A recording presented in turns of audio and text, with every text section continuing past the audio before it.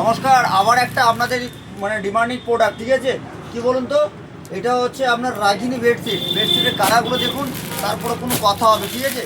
বেডশিটের কালারগুলো দেখুন, তারপরে কোনো কথা হবে। বললাম তো রাকেশ মানে কিছু ইউনিক, ঠিক আছে? তার জন্য বলছি, যারা বলছিলেন যে ভাই রাগিনী বেডশিট নেবো, তাদের জন্য বেডশিটটা নিয়ে আসা হয়েছে।